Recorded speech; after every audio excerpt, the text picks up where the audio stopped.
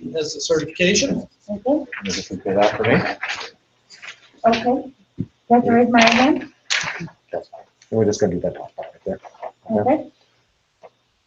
I, Heather Rickman, I, Heather Rickman, do swear that I will faithfully discharge, do swear that I will faithfully discharge to the best of my abilities, the duties incumbent Discharge to the best of my abilities the duties incumbent on me as a regional school unit board director, sorry. You can keep going if you like. That's Of easy. regional school unit 25, according to the Constitution of Maine and laws of the state, so help me God. Okay. All right. I'm gonna need you to sign that. Swoop, can I steal your pen?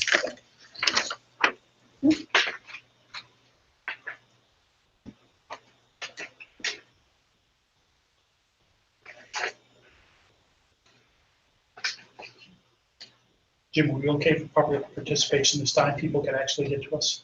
Okay. All right. Yep.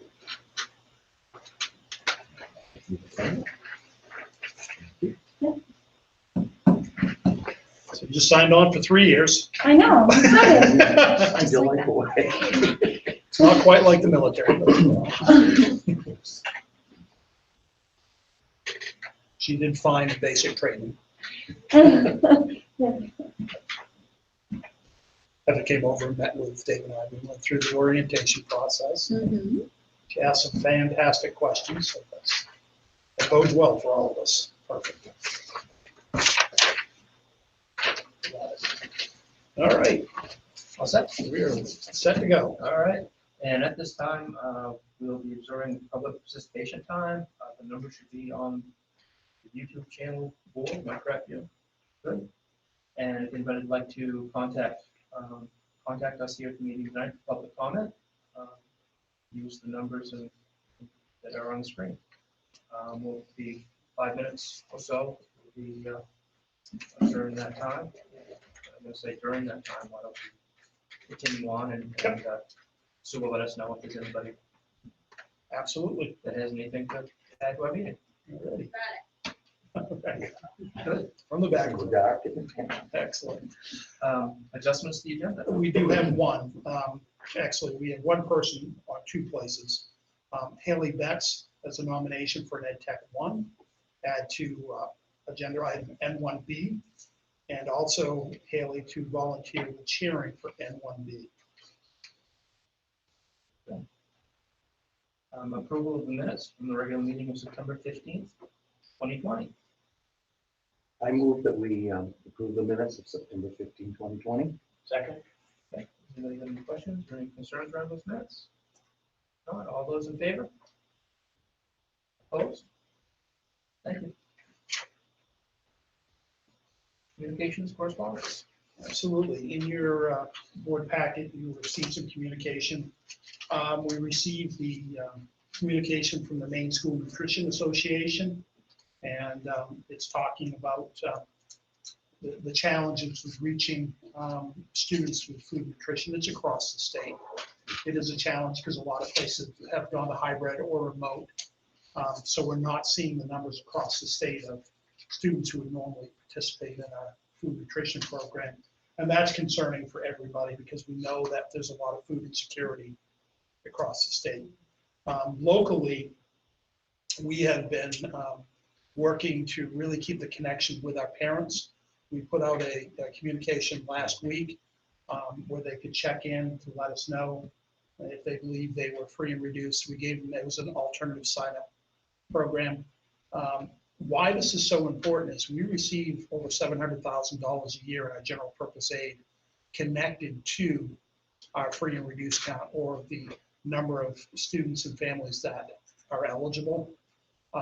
We are school-wide programs, and we can only do that if we stay above 50% free and reduced.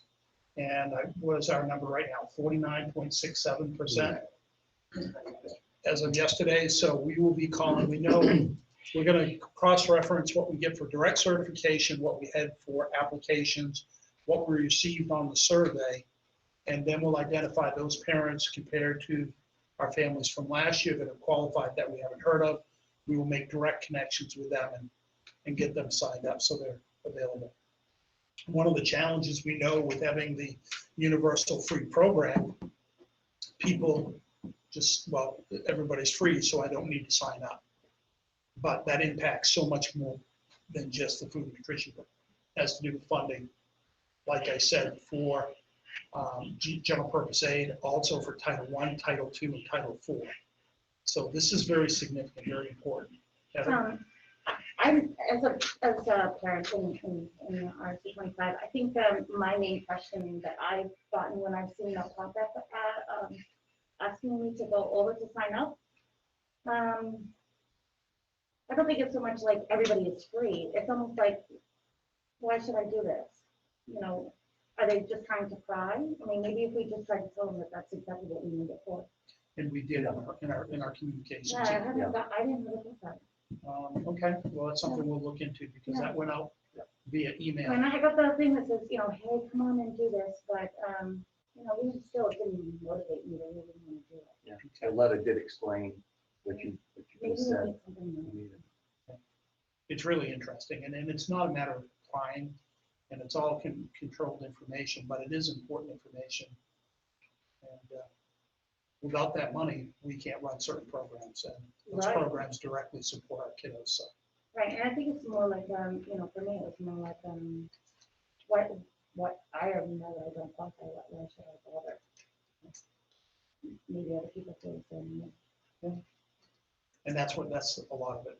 You're exactly right. So, but we'll keep trying, we'll keep working. And we're not alone. Actually, our numbers are far better than many districts. They're seeing significantly lower return rates. So, We evaluated that on June, we're like 32%, so. right, That was really- Across the state, no, for our district. for in just June. ours. So we've done a good job. Also in there is a workers' compensation trust communication regarding the premium credit program. Like the property casualty trust, this is a motivator for districts to do certain things in terms of having safety committees, make sure they're doing training, return to work policies, and keeping your mod rates down. If you remember a few years ago, our mod rate was over 2. We're up around 2.34, and our mod rate now is, get right down there, we're around 1.3. So we've done a lot of work with that, and that's worked out great. All of these things we have in place. So we will be taking advantage of that. Go from there. You have some fundraising information in there, and that comes out to board members so you know what's happening. And we do have some fundraisers actually happening, and they're working towards the senior activities, and also they're doing a fundraiser for the family who lost their home. A wonderful response by the school community and the communities at large for those folks, so that was good. Notification of approval of CRF2 application, that's pretty exciting. That was for $998,880. And that goes along with our CRF1, which was for $950,000, and our ESSER grant, which was for $288,000.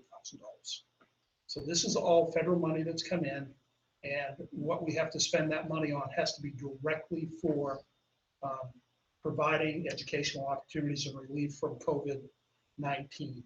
It cannot offset any expenses that we had previously budgeted in the past, recently passed budget.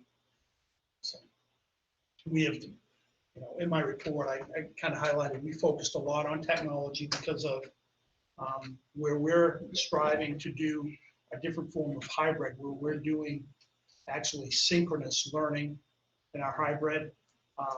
That's challenging. It's challenging for the teachers. We put a lot of professional development time into for that, but also as far as technology rich environment to make that happen. And we've learned as we made our initial rollout, we realized that there were things that we should have done a little bit differently. We're making those adjustments with the new money. So we will go ahead and take care of those items. We'll see a significant upgrade in our technology overall. We found that our teacher units, laptop units, aren't powerful enough to run the poly camera as well as the other devices that we have working. And because their RAM is too low and their processor speed is too slow. And so it's a challenge. So, but I will tip my hat to Mr. Morrill and his team in the technology department. They have worked their tails off to get this in place. It's not perfect. We know it's not perfect, but it's improving all the time. And by the end of this school year, we will have come a long, long ways in technology. So very pleased with what that effort is. The fall conference is virtual, so we won't be able to go to Augusta and gather with the other folks, but they do have a number of clinics set up, more than 40 clinics set up, a great keynote speaker. I think Mary saw Judge Broderick speak at last year's clinic, and he was very, very powerful. He did a great job with that.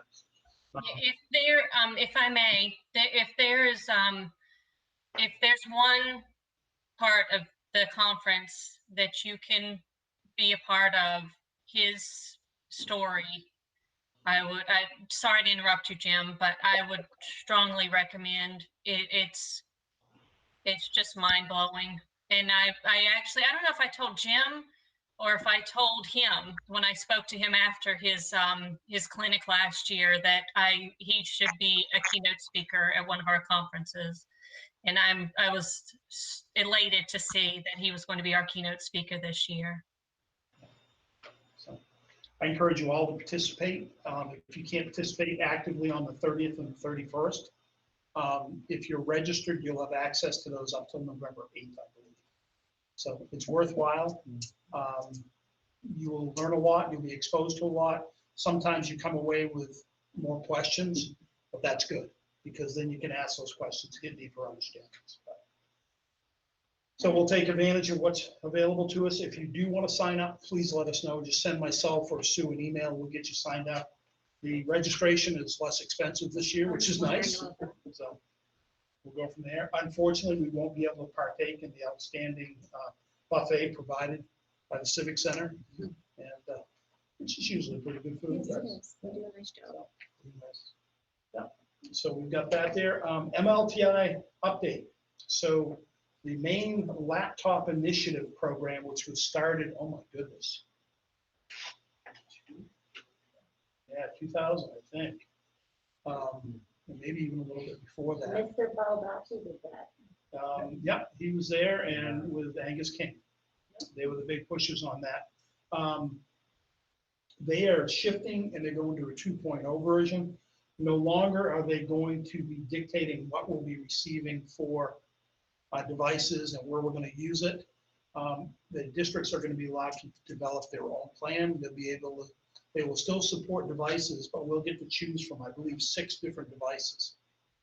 Okay, which is really important so we can have a more consistent environment, which is going to make things more efficient and work really well for us. So they will continue to fund, but it's going to be more on a user choice level. So, and I'm sure Jim will have more information as we move forward with that. So we talked about the universal free lunch program. That's been extended all the way to June 30th. And then we'll pick up the summer food program after that. So that's out there. And that's enough. So quite a few things coming your way. Any questions for Jim on any of the correspondence? Did that cover your report also? Well, it covers a large part of my Get on that too? report. I do want to just touch on the, you're going to meet our new school resource officer, Chris McGrillis.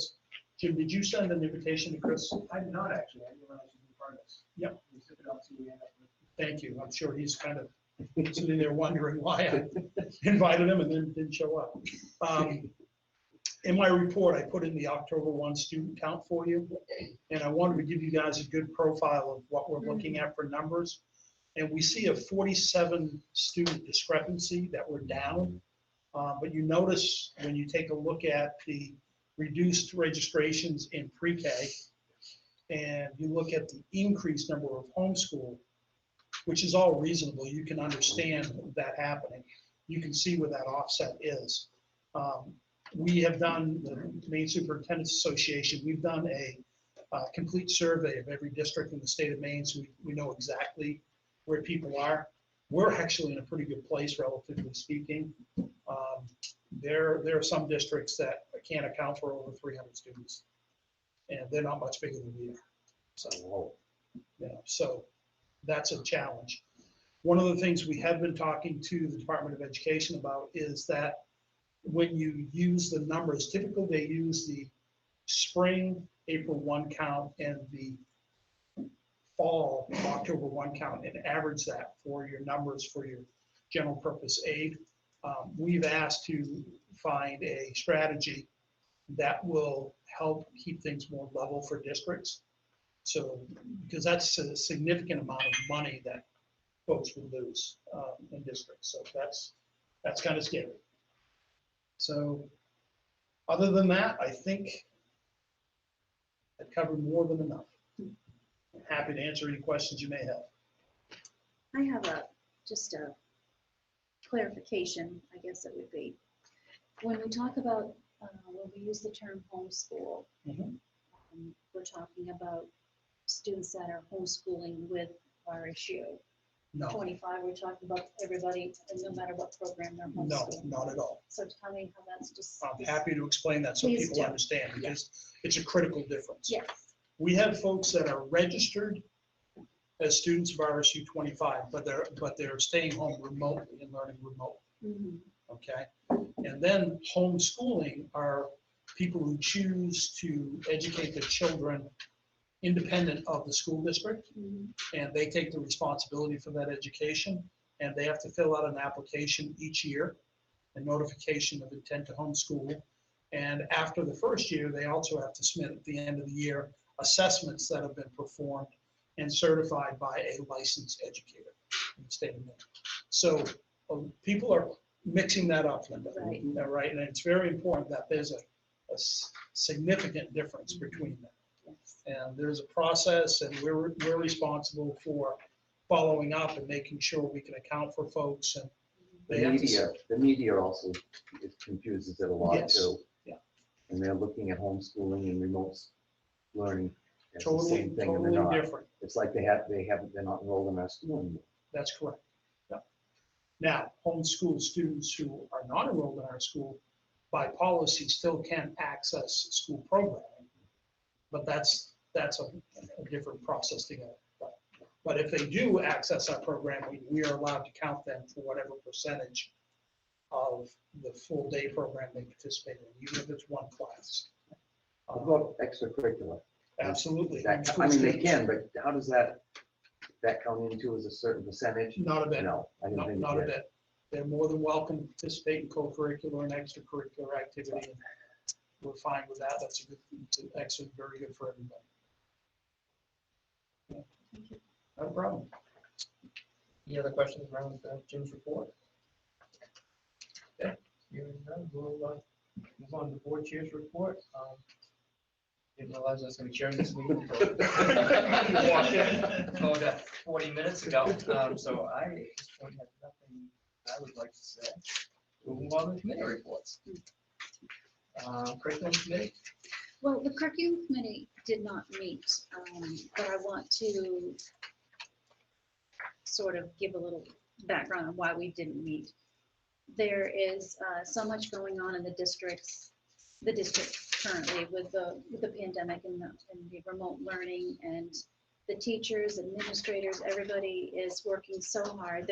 Yes, the curriculum committee is an important facet of RSU 25, but right now they're putting so much energy into keeping our kids educated, keeping them healthy. We decided to forego this month's meeting.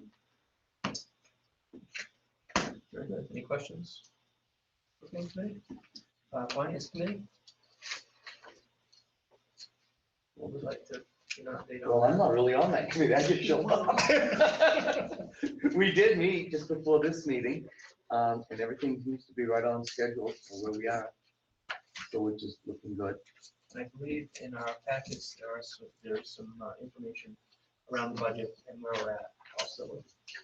So if folks have any questions on that at this point, feel free to ask, and if at a later time any questions, don't hesitate to give Jim a call. Answer those for you. Policy committee, we did meet, and we're on the agenda later on. Facilities and grounds, we did not meet. But if I can give you an update, the light project, all the materials are on site, ready to go. The holdup is the installer needs a specific tool, machine, to bore the holes. Now, the holes for the light poles will be 48 inches wide, 10 feet deep. So they have a specific device that it's a hydraulic boring device, and they obviously rent that.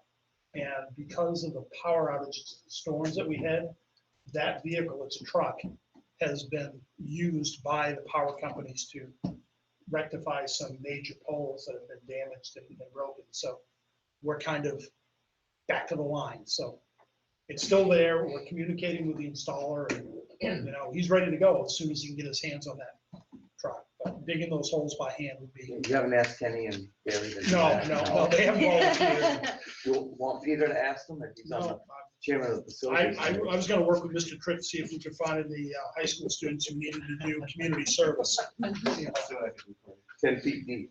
10 feet deep. No. That's one question around the lights.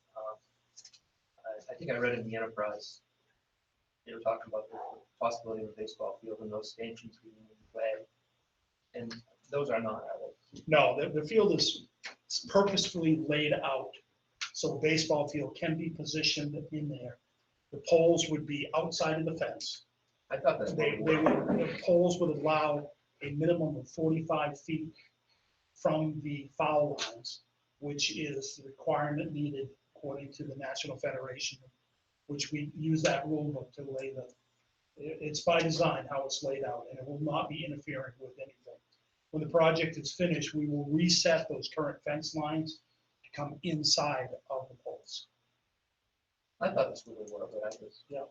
And the way that we've designed the lighting system is that can be extended for 2 more light standards that would have to go behind the first base dugout and third base dugout. So you'd have the possibility of lighting a baseball field also. You could, and if you lit the baseball field, then you'd have the opportunity to light the softball field. Yeah. Because we want to remember Title IX. No, absolutely.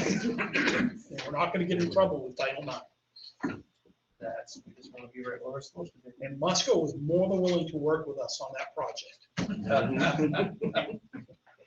All right, very willing to work with us. Any other questions around facilities and grounds committee? Yeah, HCTC. We did meet. We met remotely, which was interesting. Enrollment down HCTC is at 212, which I felt was pretty good for the situation we're going through right now. What's the normal? Well, it jumps from around there, 230 sometimes, Okay, so it's low not a 240s, significant. but it's not significantly, it didn't drop like to 180 or something like that. Well, and remember, we lost, 10 students because Near Narraguagas Vegas is, was sending students to us, but they've opened up their own, where is that Vocational in center. Machias? not in Machias. Well, part of it's in Machias, and then there's another part in Cherryfield Addison. or Addison. Addison, could be Addison. Good answer, Mr. West. I heard a voice. It was gone. So, right, there are 16 students doing 100% remote. They've decided to do so, and law enforcement has the most, and there's 4 of them in law enforcement that decided to do remote. And she said it was very exciting. The instructor was showing remotely how to put handcuffs on somebody. And she said it was really, he did a great job of doing it. They're using several different entrances to maintain social distancing. And they have assigned times for mass breaks, just like all the other schools are doing. She said the students have done a wonderful job in compliance with all of this, which is great. One of the struggles has been with live work hours, which are needed for certification. Big thing is the state has been very lenient, but the industry has been not as flexible. And that's they're the ones that these people would be going out and using the certification for. So that's an issue. I don't know if there's any answers to that. The live instruction is going to take longer to, We're gonna have to find ways for kiddos to get their time. Yeah. just have to, do it. That's Amy's job. She'll figure it out. She's just been added to some special committee I saw in the Ellsworth American. I don't remember what it is. But some statewide committee, which is, that was great.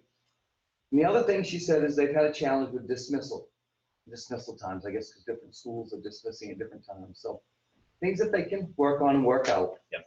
I was really concerned with HCTC, how this was going to impact them, and they seem to be doing Okay. as well as everybody else is.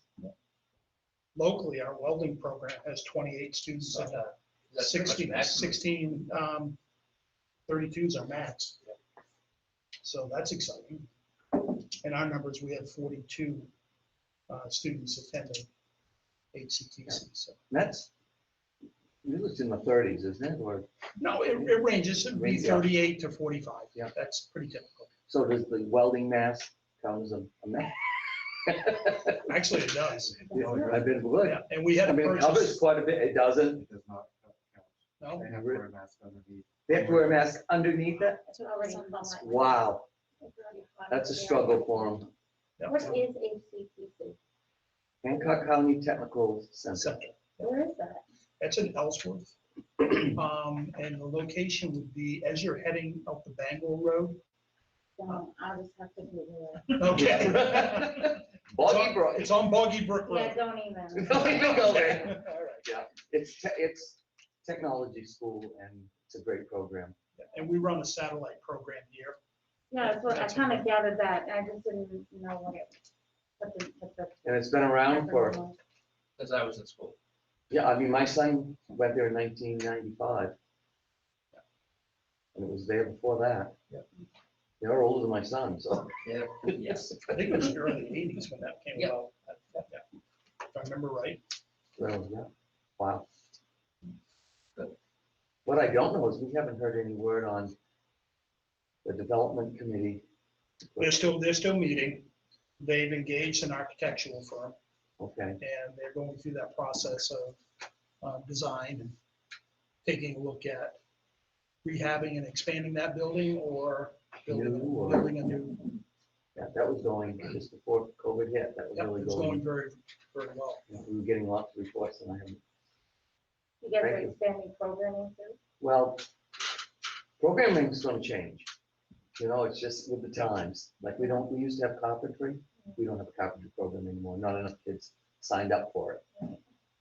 Law enforcement. We My started mind's a gone blank. What's hospitality hospitality's been Yeah. big. The new programs that have started in the last 5 years would be the biomedical, which students get to connect with Jackson Lab. Like, yeah. Yep. We need more space for diesel too, Yeah. because they really can't do the hands-on Not the that they bigger need equipment. to do. Well, what do you mean for people? Like, what do they do? Oh, they Diesel learn how to, mechanics. diesel mechanics. They know how to take, Oh, my goodness. And You don't it'd like kids to do that? oh, well, yeah. Well, I don't know how many, I don't have that. I can I'm tell you, sorry, I I've got missed that. Diesel technology has 15 students in it. You go out in the world and make some good money. Yes, you can. And the students are basically, they're from Hancock County, all of them. Yeah. All the high schools are sending, right? Yes, And it's it's actually run by the Ellsworth School Farm. But they're not all of the spots, some of the committee members along with Mr. Booth. Sounds pretty fun. It is great. It's just a great program, they've got some wonderful programming. but they do need to either expand, redesign, Refresh. something. That's an old Well, it's an building. older building, and their power plant is really struggling to Yeah. stay up to date with that, so. And there's been a group of Ellsworth business people that have said, let us look into what you need and Oh, that's good. financing it as best we can, if we, whatever. So it's exciting. We can get through this COVID. We'll get there. Yep. That was all I have on my report. Any questions for Ms. Frazier on the ACTC? Okay, moving ahead, administrator and principal reports. I will start up here on my right. Mr. West? I think you said Miss Alice. Was that right? No, I said Mr. Nope. West, but. Oh, Mr. West. I'm sorry, Mr. West. I'm having internet issues tonight. So. Hey, Christina. Well, to be honest, I couldn't quite tell either, Christina, because Mr. Frazier put his drink down right at the same time. Oh, I'm sorry. That's all I heard was that hitting the table. Oh, But now that we got that straightened out, so yeah, as Linda kind of mentioned in the curriculum committee report there, obviously a primary, almost sole focus so far this year has been implementing our hybrid model and then assessing it and troubleshooting it and improving it as we go along each day and each week. You know, this time last month at the school board meeting, I think we were still dealing with a lot of issues that were either had to do with like technology, where the situation with the Chromebooks and a quick Zoom issue that got fixed considerably more quickly at the middle school than the high school because of the nature of the devices. But we also just had a lot of people adjusting to remote learning. So, you know, we would have a lot of students who would call the office at 9:30 and say, I can't get into my math class. And we would look at their schedule and their math class doesn't start until 10:30. You know, so there was a lot of sort of teaching kids on the fly how you follow a schedule independently, and you know, just little things that you can't work out in advance. Since then, we've really I think some of those issues have settled down.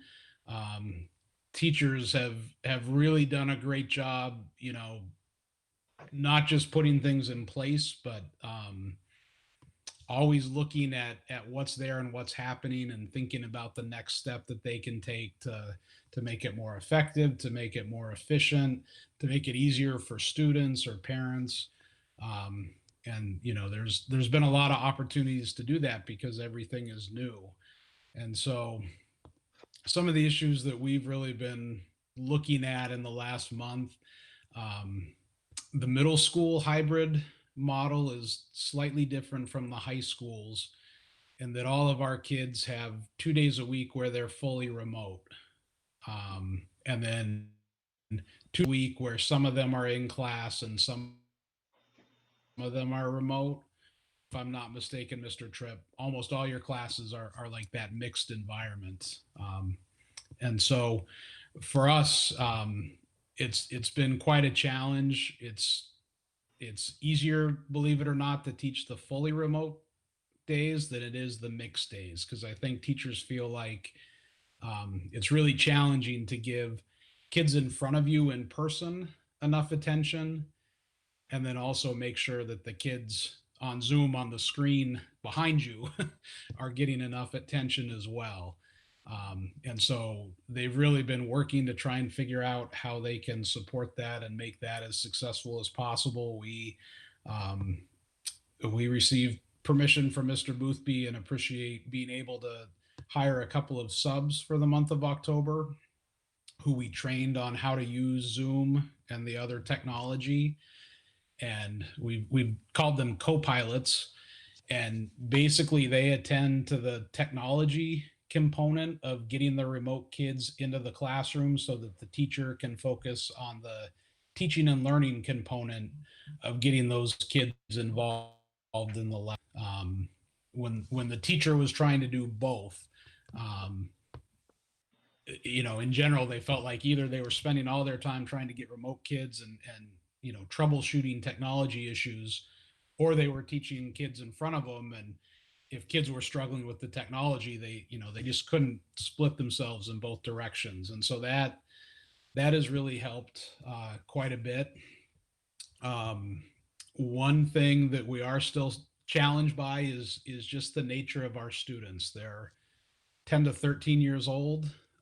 Developmentally, they either are at a stage where they're not really expected to have the independent learning skills needed for remote learning, or they're still developing them. And so, you know, a lot of our 7th and 8th graders are doing okay with remote learning. A lot of our 5th and 6th graders, if there's limited adult supervision during the day, it's a challenge for them.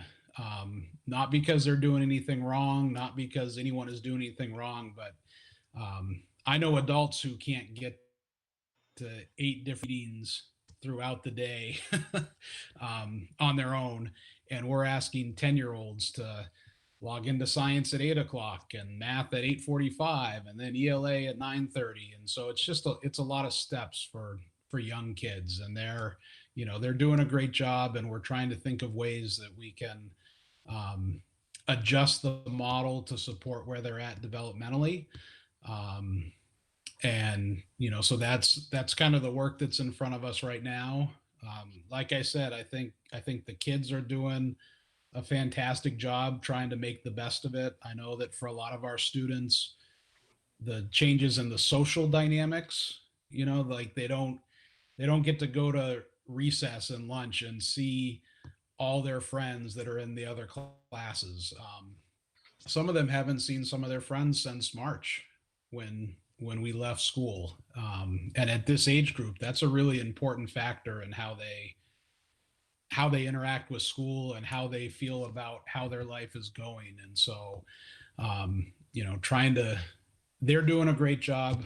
The teachers are doing a great job supporting that. And we're trying to figure out ways that we can do an even better job. But I'm just really impressed with how hard everyone has worked to try, not just make the best of a not great situation, but try and make it even better as we go along. So we started talking at our leadership team meeting yesterday about some improvements that we want to make for second trimester, and we'll have those ready to report out in November. But everyone is always looking for how can we make this better. So I think it's a great attitude, even though it's really hard. And I think things are going okay and getting better.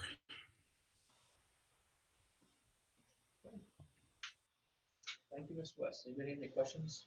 Well, Ms. West? I do. Questions and comments, not necessarily directed at you or to you, Mr. West, but just a comment I'd like to make. In case the public doesn't know, as a board member, we receive written reports from all the administrators, and they detail what's going on with their building at the time, and how you take all the work that you've all been doing and encapsulate it into reports, especially now. I just think every paragraph has to be that you've described what has been going on in the schools, all the work that's gone behind that. So I just wanted to make that comment. Oh, and another comment about the board reports is a common thread of the board reports are, especially now, how hard everybody is working. They're always making sure to give the teachers, anybody, ed techs, their compliments, that they appreciate their work and how hard they're working, and they recognize that, and also the students as well. So after that little diatribe, I guess I'd like to know from Mr. West or any other administrator, what role the ed techs are taking, remote or in-person learning. How are they being utilized? Yeah, that's a really good question.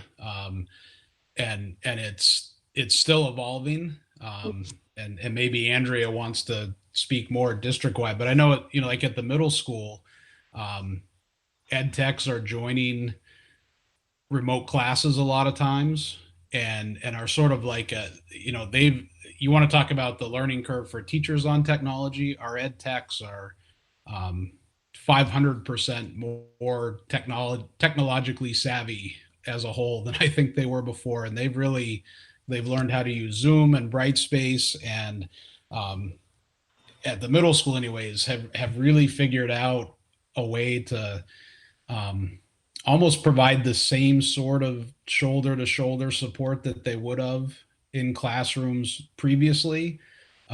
They're now doing it virtually. And so, if this was a class, I might be looking at you on my screen, and then I might have a little chat window up with my ed tech who no one else can see, but they're talking back and forth to me on that chat box, giving me the same sort of support and instruction that I might get in person. They're doing it remotely, in a way that maybe not everyone sees, which can be a good thing for some students who are very conscientious about that. But I know in other situations, especially in person with ed techs, the way that they have worked with students in the past, they can't.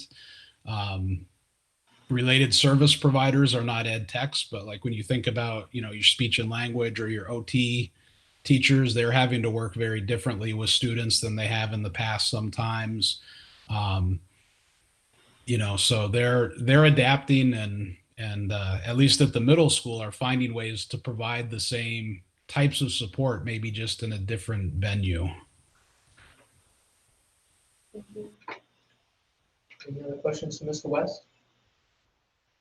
Thank you. I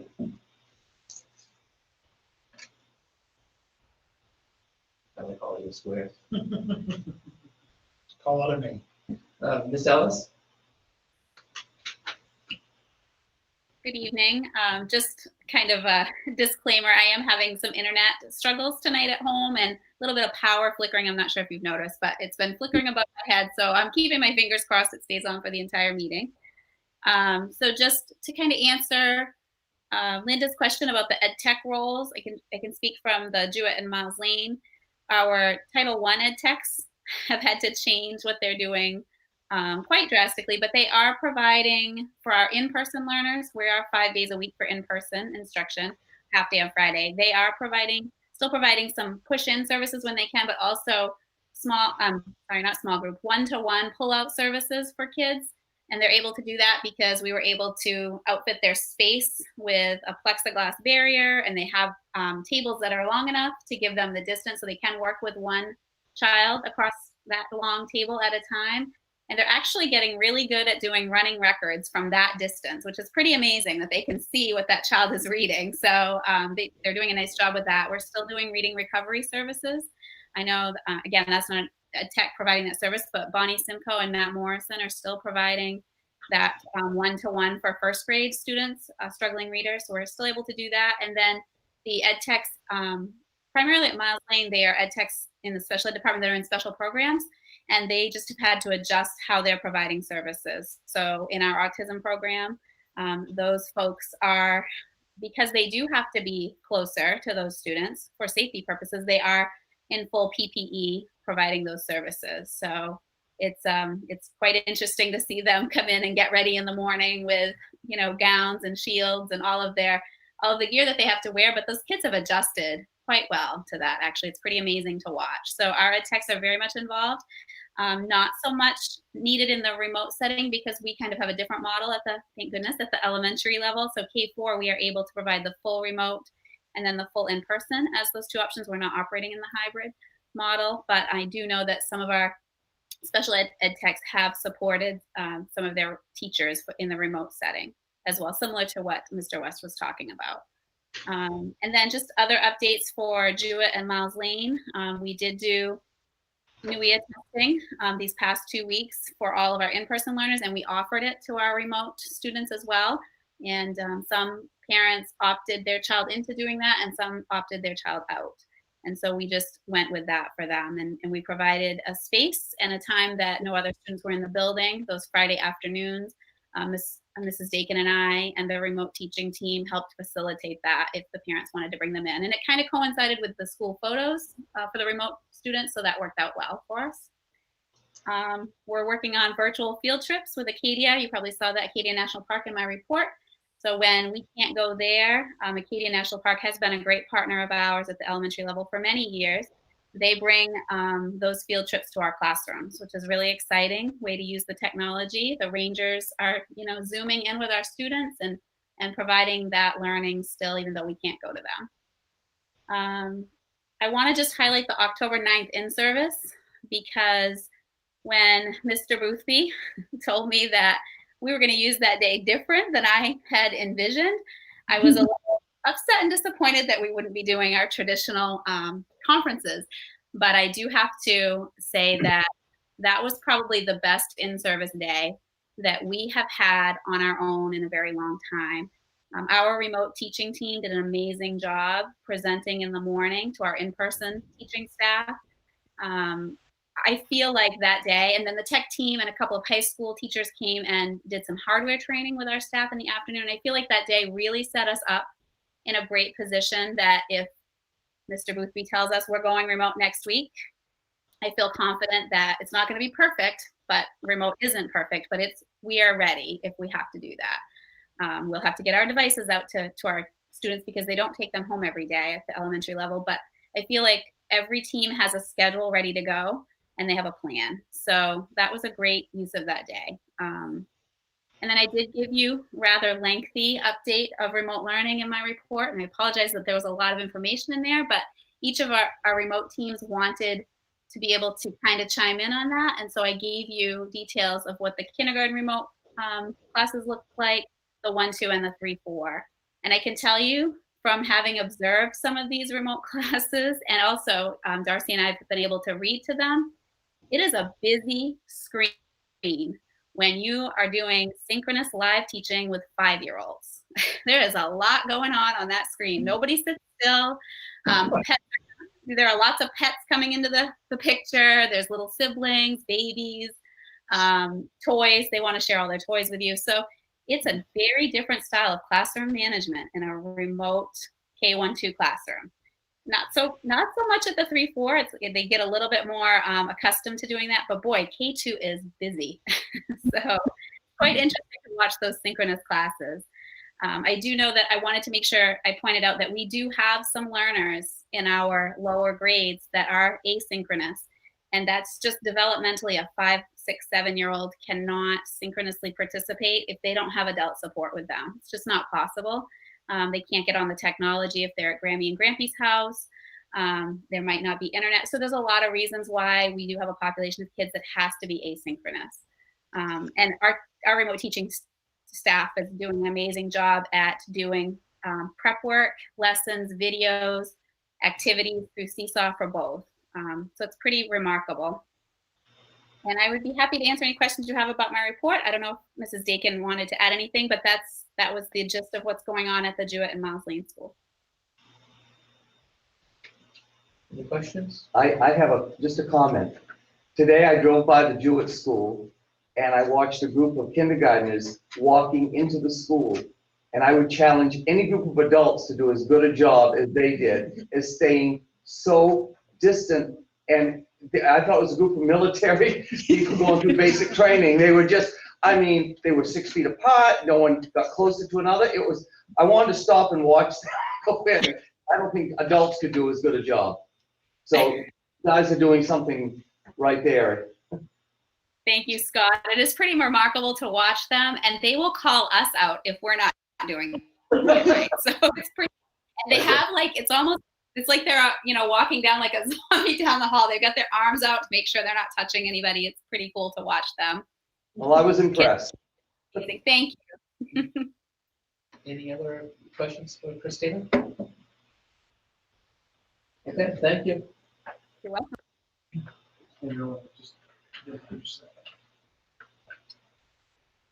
Is Andrea there?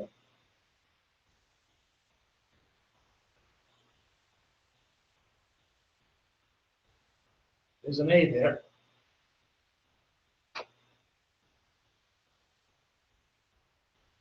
Andrea?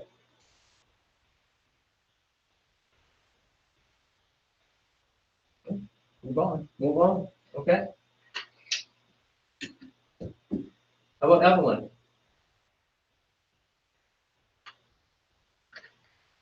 Good evening, everyone. I just wanted to highlight a couple of items in my report. It's the time of year in our office that we're busy finishing up the previous year performance report, doing everything with all the finances, and also transitioning over to the New Year's report, providing support to all the invoices that are coming and going with all of the wonderful opportunities for all the federal funds that are coming in. And another piece I just wanted to highlight, our new gifted and talented teacher. Darren has had a chance to meet with all the high school students, and he's also shared that information with the teachers this year. And it has the feedback that I've gotten has been very positive from all the interviews. And now he's able to start trying to meet and figure out the schedule for the middle school students and starting to work with them. And the other piece I just wanted to highlight, Jim finally had a few minutes in his schedule. He was able to join our new to RSU 25 class. And we started off class that day by asking everybody to share something positive that has happened for them in their teaching.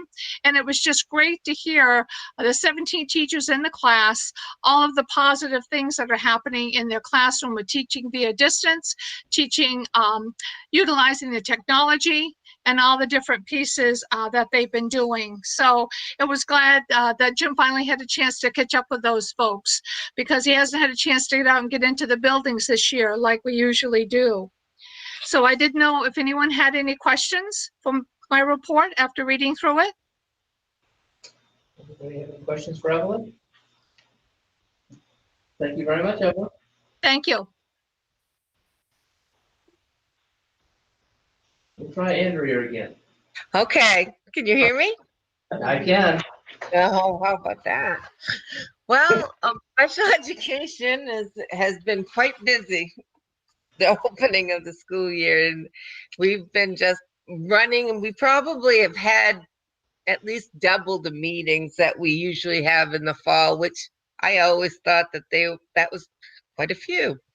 But we're having informal meetings, we're having IEP meetings, and we're also having remote learning plan meetings. And some of those, we're getting to this, like the second cycle of what we thought. We're kind of fine tuning pieces, needs or hurdles have kind of sifted up to the top, and we're trying to brainstorm, figure out different ways to help support the children remotely.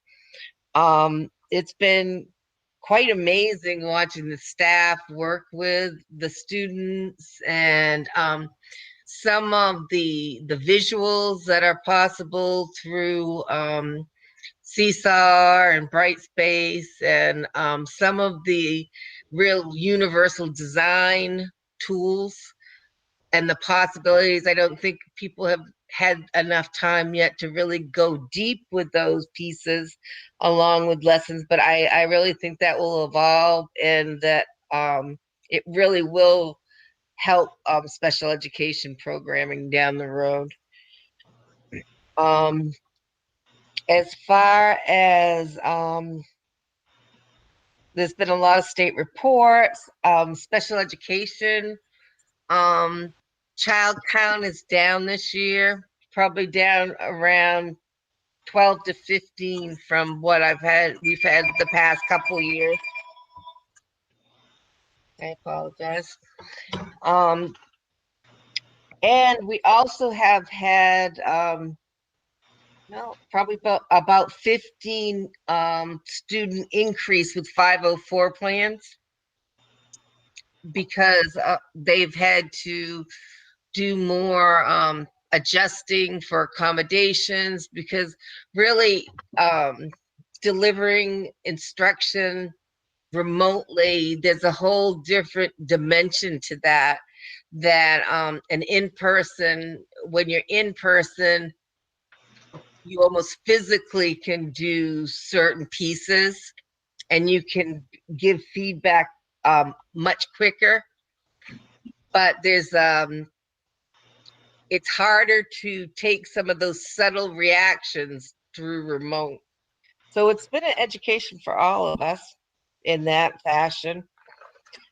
But and we're still working NWAs, middle school starting very soon. That's always a treat as far as scheduling and getting everybody else set. I'm looking forward to see the data to see where if they've held tight, maintained skills, or if there's some areas that we're going to have to address down the road. But other than that, that's kind of that point. If you have any questions, I'd be happy to answer them. Any questions for Andrea? Thank you, Andrea. Yep. Kathy? Hello, everyone. I just wanted to highlight a couple of things in my report. We're finding it's taking about 3 times as long to get through an enrollment than it normally does because we're protecting FERPA and doing a lot of things remotely. We're finding we have to do more one-on-one, but on a positive side of that, we're finding that we're been able to put some things in place that's helping us retain students, which is always a problem for adult ed. But I would say by now I believe we're within 1 student of enrolling as many as we did last year, and we're keeping the students that are coming in. We've put some workshops in place, and I think sometimes it's a little easier when you're doing email, and we have a learning platform called Schoology. And when they're using those discussion and blog posts, I think it's a little easier to maybe be a little more freer about what's going on. And because of that, we've been able to do some referrals, find out what's going on in the students that are keeping them from being successful. And we're seeing a higher retention rate. So that's very positive for us. We're really liking that. And getting the workshops out there means that we can go on and create additional classes. We do have our current med class was able to get through all of their labs, and we were very, very happy about that. It worked out well. We're using the Learning Center, and we set up 1/2 of that as a med lab. So that class is finishing, and we have a student, they aren't even on to their certification test yet, and they have interviews and they're being hired. So even without their externships, because those are kind of at a halt right now. So that's very, very good news. We've already started our 2nd class. And that's the other item that I wanted to highlight. We've been working very hard. There's a lot of copyright issues with that curriculum. But with COVID and the shift work that our students are normally doing, they're looking to move up the ladder. They may be CNAs, or they may be working in dietary, or just part-time at Dunkin' Donuts or some of the other shift work. And it makes it very difficult to get to class. So we were able to negotiate this week because of our relationship and our follow-through with this company, and we've done what we said we were going to do. They have agreed to let us test recording the teacher lectures and leaving them out there for 1 week. They're going to be monitoring us. If we're not deleting them after 1 week, we'll lose those privileges. But this way it will cover their copyright issues, but it will allow our students that are maybe getting hauled in for a shift, or not, if they have to stay because somebody else called in sick and they can't get into class, this will allow them to log on and watch their class and not lose out on a course that is quite expensive to take. So we're pretty pleased about that. This new class will be under those strictures. We also have, we're certainly hoping to do labs on site again, but we have been working with one of the nursing colleges, and if that's not possible, we've learned how to do those online so that they will meet qualifications for their labs and still be able to do it remotely. Any questions? Any questions for Kathy? Thank you very much.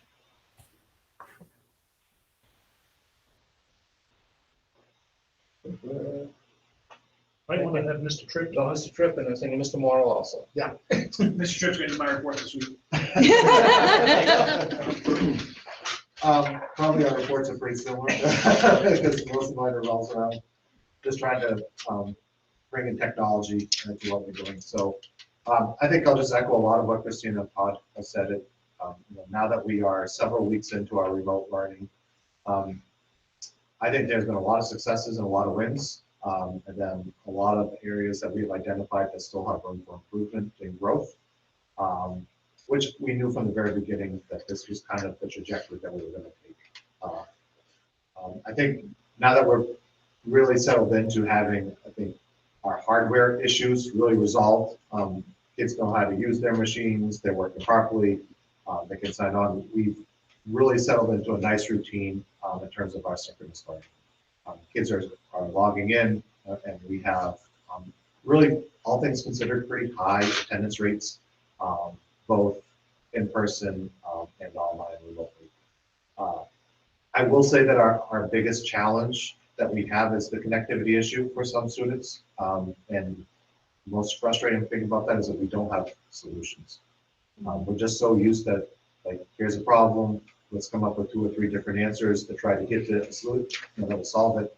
And there's just, in some of these cases, we do not have a viable solution for them. And it certainly is impeding the learning for part of the time. It's not through a lack of effort, and we're not done trying to come up with other alternatives. I will say that I think we've minimized the number of those issues that we are at through hotspots. But in some remote areas, based on the carrier that we have with the hotspots right now, and waiting for the state to deliver the US Cellular hotspots. Is that correct, Jim? Yeah, we've overstepped that and done it ourselves. We'll start to be deployed tomorrow. It depends on where you are and what carrier you can get. So that has been a challenge. And again, the biggest frustration is that it's not something that we can just easily fix. Whereas when a computer doesn't work, we have a fix for that. But I will say, and again, it's echoing what Christina and Todd was going to, is that the resilience of our students, just the roll of the punches through all of this is just unbelievable. I mean, we've taken devices from them, we've given back to them, we've taken them again, we've given them back. We've implemented a whole new software in Brightspace, we've given them a whole new platform in Zoom. And they show up and they smile and they do the work. And yeah, there's times that they're frustrated, and they provide us with that feedback, but in a very respectful way. And I truly mean that. I mean, they're telling us, this is just not working for us. Can we try to find something else? And so they've really, truly been learning partners with us. And that's kind of been our goal all along, is not to say that we're going to do this perfectly. I'm proud of what our staff have done. I mean, the fact that you'll come out here tomorrow night at 6 o'clock, pending weather, and you'll see our band out there practicing, because kids want to play together. And the only way that we can do it is have them 15 feet apart, up on the bleachers or out spread out on the football field, because they never get to play together. We get half of them on one day, and they're out in our parking lot in chairs with caution tape wrapped around them to keep traffic away from them. And it's very safe. But you only have half your band, and then the next day the other half comes in, and they just want to be together and play. Or if you walk in, I walked into a forensics lab and a physics lab, and you have kids at home doing science labs with kids in person. Last year we would have said that's impossible. It's never going to work. It's just not even, is it worth doing? And now they're making it work. And you adapt, and then I'll throw another curveball and say, well, you really can't do that. And so, well, let's try this. So the resiliency of our students and our staff and their willingness just to be creative, it truly is amazing. And again, I don't want to sit here and say we have it nailed perfectly, because we are still learning, we're still growing. And we know that we're ending the first quarter here pretty soon. The first week of November, we know that we have a lot of work to do, because those first 2 weeks were so scattered in terms of technology and just learning that we're trying to make sure we get ourselves back on pace to where we normally are. But we'll get there. And again, my biggest fear coming into this school year, that I walk into classrooms and I was going to see unhappy kids and unhappy teachers, and people are just going to rather be home. And I see happy kids that, yeah, they don't want to wear a mask, and they rather have their friends here, and they wish everybody was here, but they're still smiling. Teachers could easily have just said, Mr. Tripp, you've given us too much. I mean, teaching kids at home, kids in classes is too much. And they're not, they're finding ways to do it, and they're smiling and they're teaching kids. So it's, again, it's not ideal, but it's, to me, I'm seeing things now that we want our educators, we want education to be like learning from each other, learning with students as partners, and trying to be better all the time. And I think we've exemplified that more now than we ever have before. Thank you. Any questions for Mr. Tripp? I'm going to be the question person tonight, sorry. So Josh, if there is a science lab and there is something that the student needs to, if they're performing, you know, you talked about forensics and the science, and I think even Christine, did I read in the report they were trying to discern between the taste of a lemon and a lime? How do kids, do they do these on different days where they actually have the materials that they need to do the, I'm just going to use experiment. Do they actually, if they're doing it side by side, whether, and they're doing it, one's on remote and one's in the classroom, does the kid at home, student at home, have what that student needs to do whatever the experiment is? That's probably a long. Yeah, I think I know what the, at least the fundamental part of the question is. Yeah. So it's really a mix. So if the students are hybrid, you know, when they're scheduled to be in person, there will be parts of that hands-on piece that they get to do. And then the next day, they may be doing more of the analyzing of data, writing of the lab reports, that type of thing. So if we know that the student's going to be in the building, we expose them so that they have a hands-on component to it. And we can alternate that. The teachers are figuring out the timing on that. If the student's fully remote, obviously they're not going to have that opportunity to be in. So depending on the lab, and we're not sending chemicals, obviously. Right. You know, so there's certain things that we have to alter and do some more online stuff. But we are sending some, like, you know, we have make it available where students can come pick stuff up, or we will bring to them so they can do some labs at home. But what's really neat is through Zooms, we can do breakout sessions. So like teachers will take the whole class will be in one Zoom session, and they can break them off into 6 mini sessions inside there. So you'll see 2 in-person kids carrying a laptop around with 2 at-home kids, right? And that's a lab group. And so the people at home can be recording data that the kids are doing the in-person measurements from, and then they can flip flop the next day. And then they all can have discussions about how they're going to analyze the data together. And then, you know, today we had a teacher that had to be home, but wanted to be able to teach and run the entire class. Our substitute basically turned on the camera, and we did not lose an instruction day. I mean, especially at the high school level, I would say you're very lucky if you can bring in a substitute that has the content background to run the lesson that you want. Typically, they're just orchestrating an activity.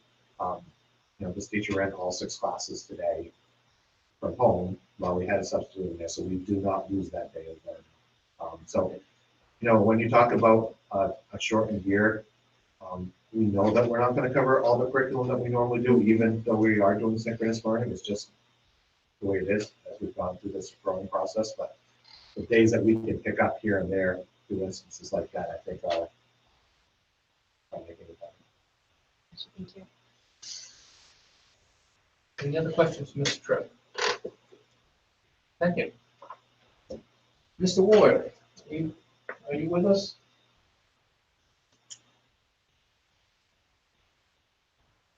I see you falling asleep.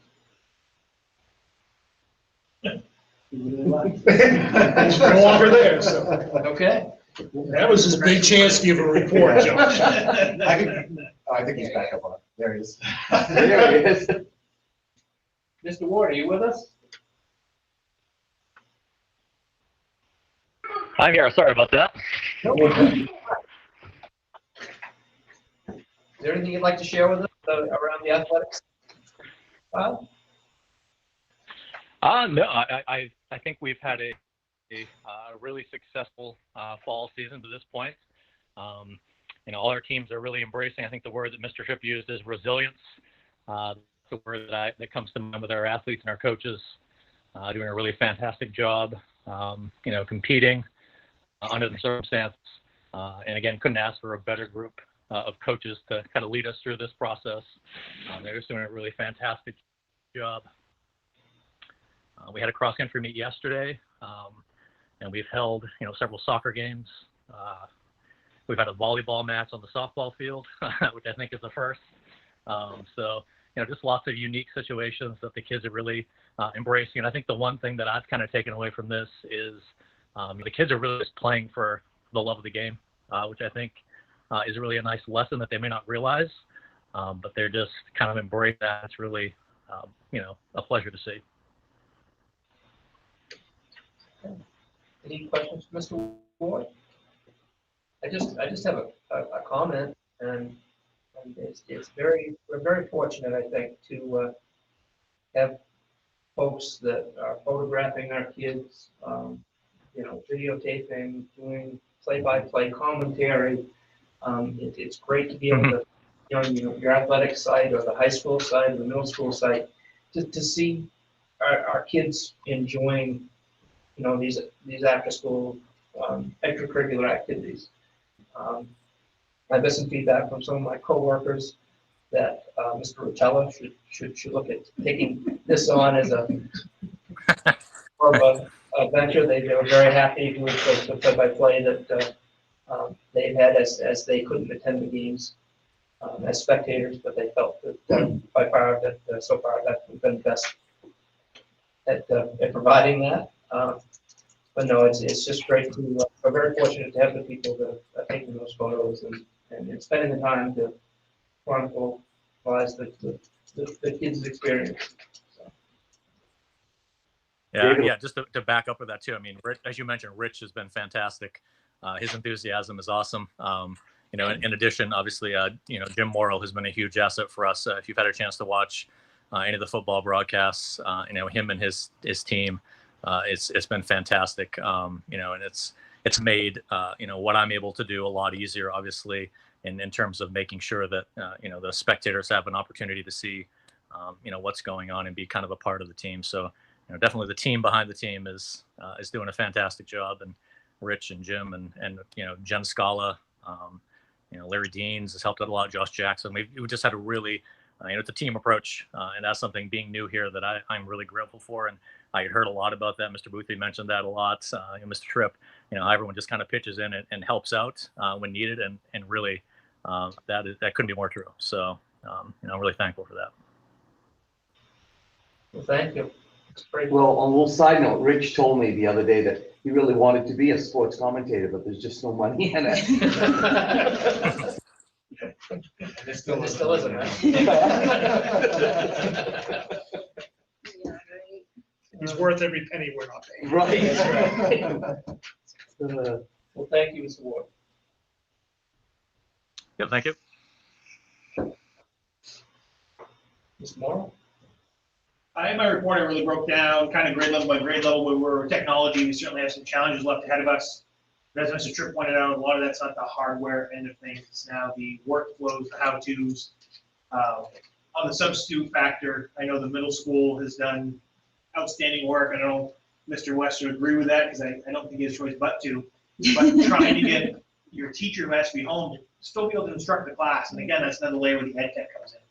They're able to basically spin the camera around, which is normally there so remotes can see the teacher. Instead, the teacher can see the students and really make it more of an interactive environment.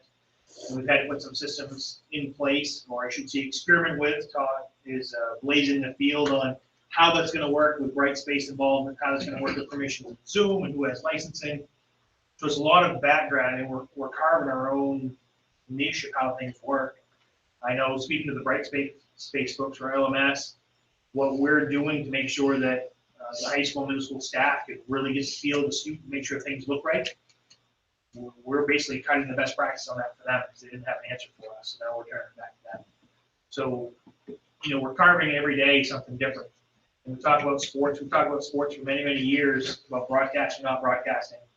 But now at this point, you throw that on top of it, because now we really need to get out so parents can see their students participating. That's one of the encouraging parts is bringing our guardians and our parents into those sessions. In football, you can't reach your numbers by having your students participate. So that's another layer of what we're doing. So, I mean, I can't say anything anyone else has, but we just keep moving ahead and keep trying to jump as the state gives us some ramps on how we can and cannot spend things, and what we do and don't have to do, and what the timeframes are, and try to keep Katie Gorley out of my office. You know, we just keep going through and challenge after challenge thrown at us. As people point out many other times, I mean, Josh, I think 1.5% of his pay estimate of my line this year, because he's wiring cameras the other day, and and Todd's up there going, what else do you need me permission so that I can do that so you don't have to? So it really is, you know, people stepping in and doing anything they can to help out, take those little chips off, and let me move the whole mountain while not having to take out every little piece at the same time. So my overall report is there's a lot to do. We've done a lot. We'll keep doing a lot more.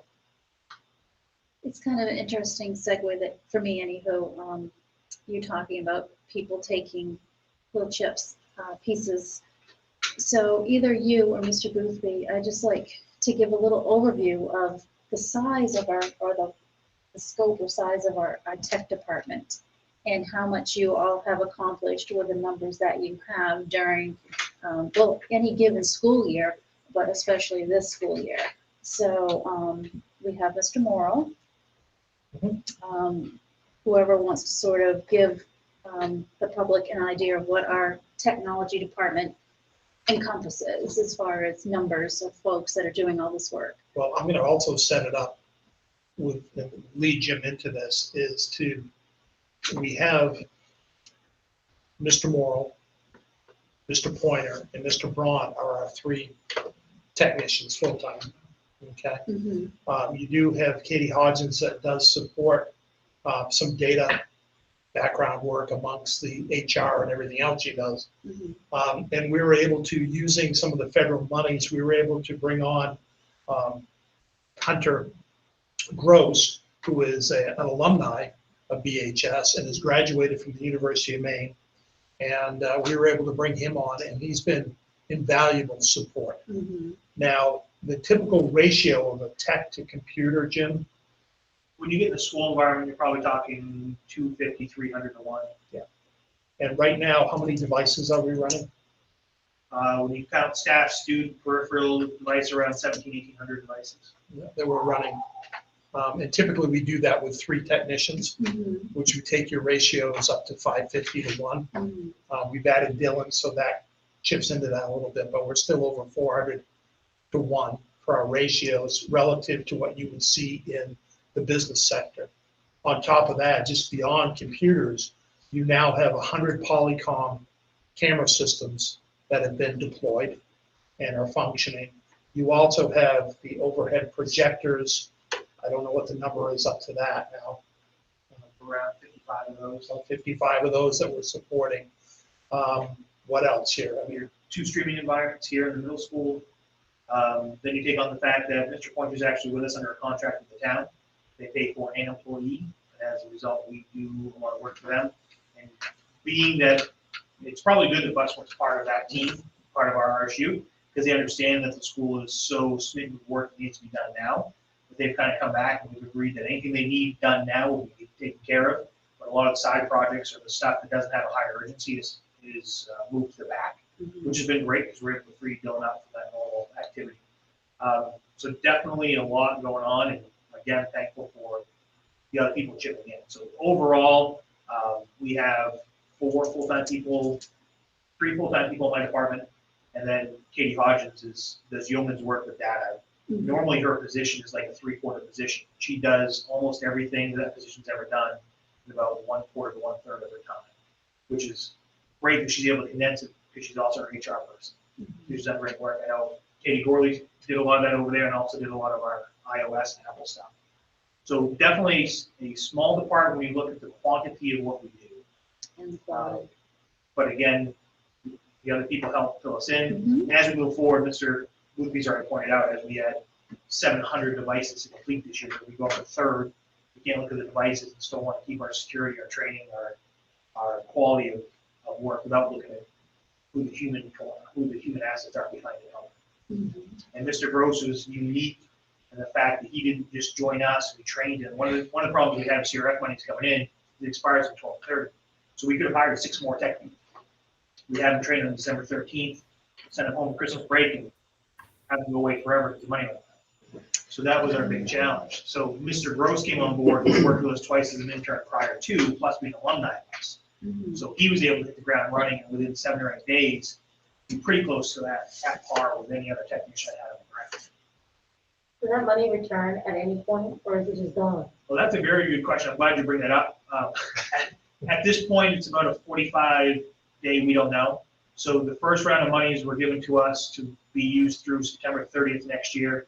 It was a small comparison to the overall pot of money. So we used it sparingly, sought out what exactly needed to be done all the way through September 30th because we know what's going on. Then in July, we released a large chunk of money, so you have it at the end of the year. So we reacted to that. And then 2 weeks ago, we had another large pot of money that was available to us upon application. So it's been very hard to plan those accordingly. And as of right now, 12/30 is the end point for large amounts of money. We still have that smaller pot. It's kind of trickled away. It's down to a small percentage in the last week of next year. But some people say there'll be more. Some people say there won't be. Some people say it's going to be federally regulated. We're not counting on it, but it sure would nice to know at least 45 days in advance so you can make a well-written plan that you didn't rewrite and have to look at the market as well. Because that's the other challenge. I'll tell you that we were lucky in that we were able to use refurbished Chromebooks at grade 7 and 8. Everybody's gonna be looking for the same thing at the same time. Exactly. So there are still people waiting on 10s and 15,000 units to be delivered in West September, October, now November, now it's December. Technically, they can't deliver them on the current rules. 12/30, they have to cancel their order and start all over. Oh, and that money's gone. That money is gone. Even if they're not even able to get it going, it's Right. gone. It's gone. Until someone that knows something or doesn't know something decides what they're gonna do with it if it doesn't get spent. So that's one of the challenges we have. We've got some very proactive plans, very big plans that brings us up to a uniform classroom, which is an amazing thing for me because Mr. Boothby pointed out projectors. We have 3 of these in district, but overall I have probably 17 different models of projectors that I have to know how to maintain, change bulbs, teach people how to use. So one of our plans on the latest round of funding is to put a multimedia touch-enabled device in every classroom that's used. So as you teach as a teacher, as an administrator goes into a room, as a technician goes into a room, I now have to know how to maintain 90 of these units, and they're the same all the way across the board. That'll never happen again in my life, and that's okay. But the challenge with that is I can get them brought to us. Who's gonna hang them on the wall, because that has to be done by 12/30 as well. My vendor told me today that it's lucky that we contracted for the 12 that we had, because they couldn't do even one more, they paid them $20,000 a unit. So the supply and demand is certainly against us, which is a very odd situation. Normally I have 25 vendors trying to force every device they have down my throat. Now they're sitting behind a desk going, can't do it, thanks for calling, can't do it, thanks for calling, can't do it, thanks for calling. Because everyone that has the money has the same situation, it's a 12/30 deadline. And what we've done in our strategy, we obviously spent money on what we needed to be able to function now. But we also use money to try to look over the horizon to see how can we take, if we're gonna go through the challenge of what we're gonna go through, how do we come out of it stronger and better? Right, and the technology is constantly changing, so you don't even know. Yep. Because you may go ahead and still find something that might be better along the way. We try to leave a 3 to 5 year plan that we say is accurate within 90 days. And beyond that, you guys have heard me many times. We think it's possible. I won't guarantee. Right, But we try to stay current as close as we can. But you're right, more is continuing. right. But the effort that's been made with this group now, the other thing that Jim's department also does is we also support the other towns within the RSU. We have a written contract with both Bucksport, an MOU with Bucksport, a written contract with Orland. We have a verbal agreement with Verona, and the same with Prospect. If folks need us, we're there. We will help them. That's part of the overall group. It's part of the family. So, you know, we're going to support those groups as best we can. So Jim can be, you know, sometimes I call him a trustee because I see him always down at the police station. So I don't know what's going on there, but, you know, he'll start his day down there, and he could be in help firing a police cruiser with new technology, or Dylan could be up in the fire station wiring hotspots for them. You know, it's just, these guys are active. They take care of the marina cameras. They take care of the cameras on the waterfront. It's amazing what they accomplish. They're extremely busy. They're not bored. Dylan's always smiling because he's always challenged. He's happy. He's excited about taking on new things. So He truly is. So we're very fortunate. We got a great group of people supporting us, but what can't go unspoken is the teacher leaders that have stepped up. Yes.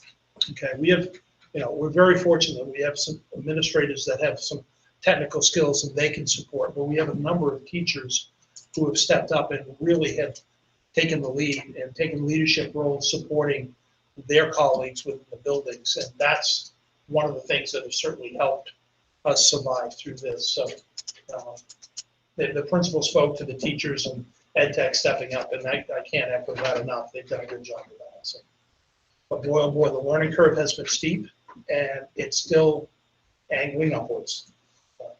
And as we talk about next year's budget and human capital factor, because we know that we basically don't want my department to swallow whole. That'd be very bad for everybody. But knowing next year that we move into double-digit percentages of possible loss of state money spent.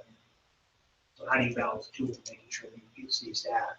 And as we always mention, unfortunately, the most impactful place when a budget has to decline is the human capital. It's a instructor, it's a physician, it's a human.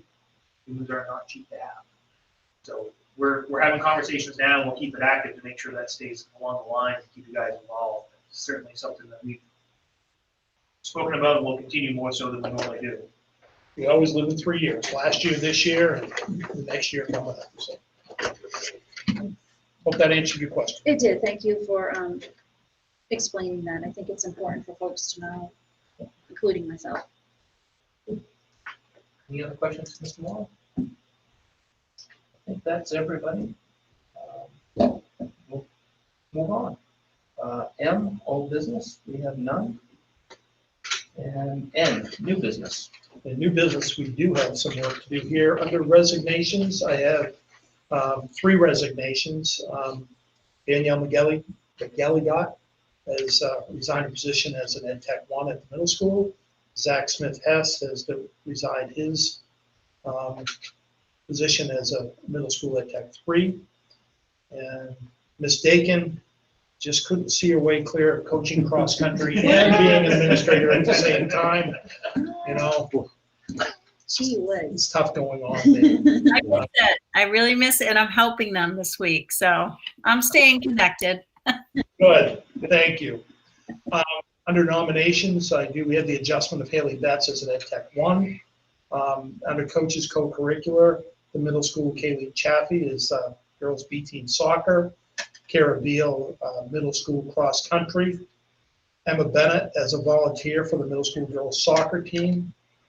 Denise Smith at the high school to volunteer to support the high school cross country team and planning ahead for indoor-outdoor track. So she's throwing her hat in, she's willing to help there. At the middle school, Josh Braley is helping out with the middle school flag football. And Haley Betts, coming on as an Ed Tech, also wants to help out with cheering up here in the high school as a volunteer. So that's what we have for personnel. Well, could we do this in one? I make a motion that we accept the resignations as a block and that we accept the nominations as a block. Second. Questions or concerns around doing this as a block? Hearing none, all those in favor? All those, Thanks, Mary. all those opposed? Thank you, folks. Okay, This is gonna fall asleep. Yeah. Okay, Chris, time to wake up. of Officer Chris McRillis, Bucksville Police Officer and RSU 25 School Resource Officer. So I promised we moved him to the front of the agenda. That came after all the reports and everything, but, you know, it's his first time, so, you know. Yeah.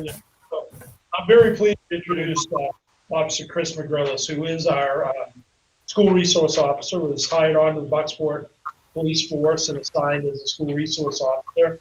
And comes to us with a great deal of law enforcement experience. Started out in Vermont as a state trooper and ran out of giving tickets to speeders in Vermont, so he moved over to Maine and spread his wings a little bit. But he's been a school resource officer for RSU 19 down at Nokomis High School. Okay, and he's also worked in Belfast and Searsport. And so he comes to us with a wealth of experience, and I'll open the floor up for you, Chris, to introduce yourself. Yeah, thank you. Can everyone hear me okay? We can, thank you. Yeah, no, so thank you for that. I'm glad to be part of this team. I'm getting acclimated to Bucksport. I got hired on September 4th, and it was an adjustment period just to get to learn the area. And now I got that acclimated with the PD pretty much. I'm now focusing finally on what I want to do as a school resource officer. So each week it's getting more comfortable and getting better, and make a lot of relationships and a lot of connections. So it's so far so good. So we're excited that Chris comes to us, and part of that experience, he said training and different protocols and procedures that attaches to the school resource officer. So it's really nice. We'll be able to tap into some of those experiences. And he and I met today, went over our crisis management plan. It was good that he's had some previous experience with that and was able to review those. And so I just see him as fitting right in and not missing a beat. So we're excited that he's part of the team. We got to check out his 3-point shot, though, for the alumni basketball team. I mean, that's always Mr. Tripp's concern. And we need somebody who can play defense because nobody else can. Nobody else can. So. Yeah, they just don't. They just don't, right? They choose their energy at the other end of the court. Yeah, I'm practicing now, so hopefully I'll be ready.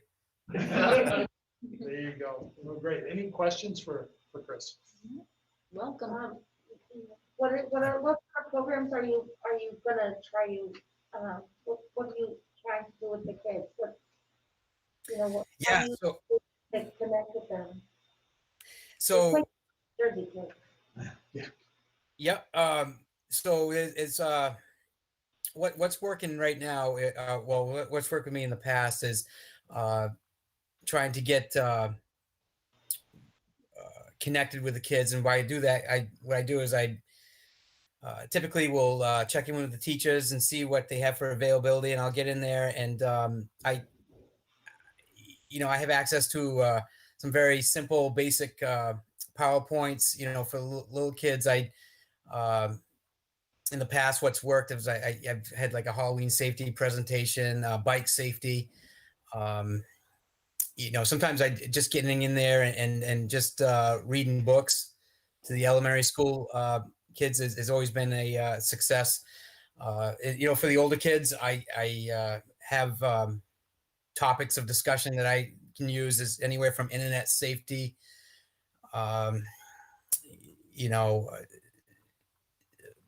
bullying stuff, things that are more pertinent to them.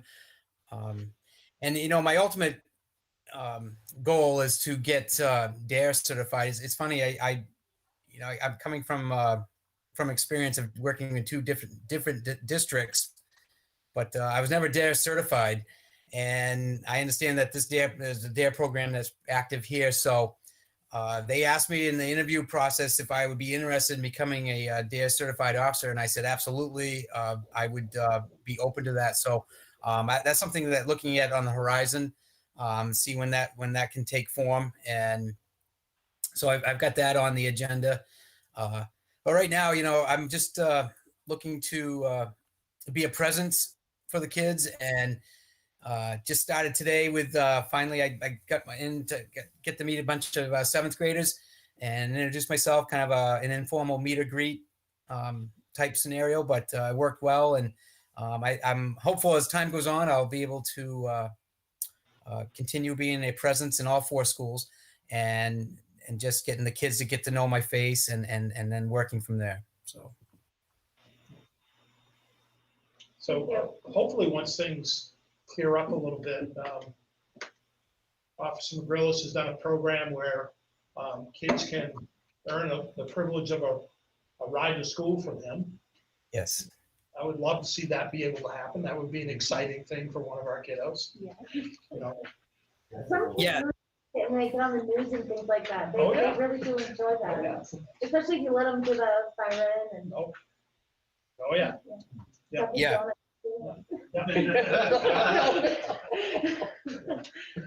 He hasn't met Teddy, has he? Yeah. Oh, yeah.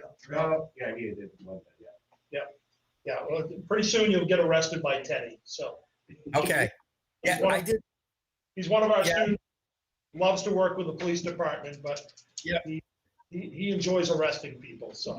Yes, I actually did meet Teddy. I met him. I was in the lobby one morning, and he was brought in, and I think he's getting his picture taken. I think it was, and I met him briefly in the lobby there. So Officer Marcel told me all about Teddy. He had made quite an impression with the PD. So Nice, very good, very good. Well, we're happy to have you as part of the team, and we're looking forward to, as you settle in, looking for, see how things develop in the future. absolutely, I'm excited, and I'm happy. I'm really glad to be part of this team. Thank you. Excellent. Thank you. Thank you. Okay.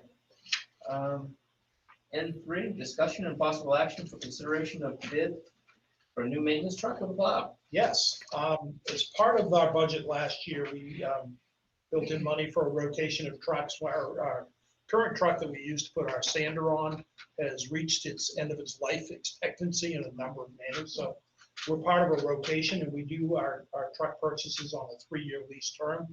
It's a lease purchase. So we went out to bid for that. We solicited bids from 3 companies, local companies that we work with. 2 out of the 3 submitted bids, which is really interesting. Some of these places are having a hard time getting a hold of the trucks we spec. As you can see, the 2 of the companies submitted bids. Cork Auto Group came in at $39,196, and Varney GMC came in at $39,651. So very close in the terms of the bid. The vehicle that was spec'd was a 2021 Chevy 2500 3/4 ton truck with a 9.5-foot Fisher V-plow attached to it. That number, in terms of what they came in, is a very attractive number. If you've gone out and checked on prices of vehicles lately, especially that type of truck spec that way, we definitely benefited from a very good municipal rate. What color do we, what color? Typically white. We stay consistently white, and that's the easiest color to get for fleet vehicles, and it works for us, so. I've noticed that, yeah. Yeah. Very common. Yeah. So I did work with Gorham Leasing. Very, very few banks will lease, go into a lease purchase agreement with schools for small numbers. If you were going to spend $250,000, you could get 4 or 5 banks. Last time we did a lease purchase for our computers, and nobody wanted to talk to us. And that was $440,000. Yeah. And nobody wanted to talk to us. The numbers don't work out for them. They're focused on larger numbers. But Gorham is very comfortable working with us. We have a history of working with them. I reached out to them and shared the specs of the truck.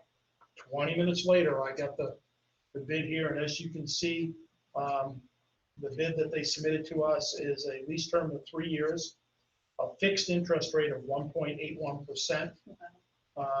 Payment schedule will be $13,309.62 annually, with a $1 buyout at the end of the term of the lease. That fits within our budget specs, fits within our needs for the vehicle. So my recommendation is we accept the bid of Cork Auto Group for $39,196, and that we enter into a lease agreement with Gorham Leasing for the terms as I described. Well, I move that we accept the bid for the new maintenance truck and plow. You want the amount? Yep. For $39,196 from Quirks. And do you support The lease, the lease? and I strongly support the lease at 1.81%. I'll even throw in the $1 buy-in at the end. Oh, that's, It's a great price. yeah, I wish I could get terms for that Yeah. at my personal level. I never can. Right, that's pretty good. I mean, I think that's even better with housing, even. Oh, It's that's, really well, down that's a to good it. price for the truck, and it's a great, well, I mean, that's, Pretty good. yeah, outstanding. All the way around. Second, okay, got a motion and a second. Any questions or concerns, comments surrounding purchase of the new plow truck? Hearing none? Yep, Mary? She's there, okay. All those in favor? Thank you. All those opposed? Thank you. Okay.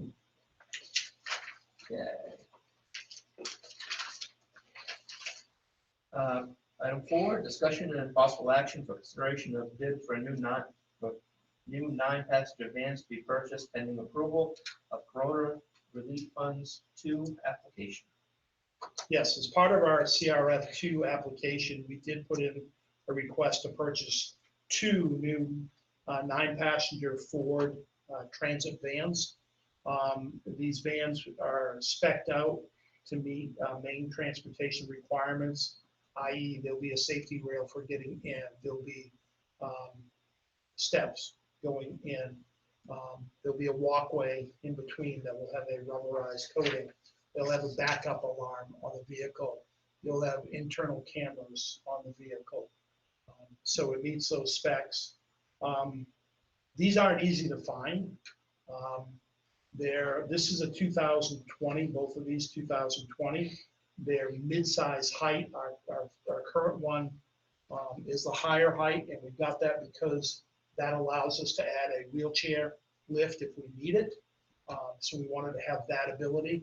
These are strictly for transportation of students.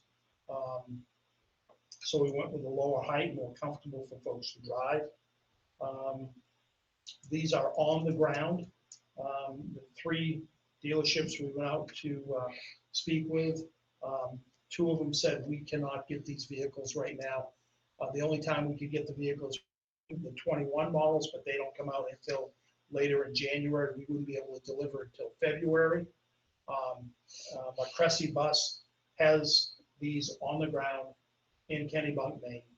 And we can get that for a purchase price of $39,440 as spec.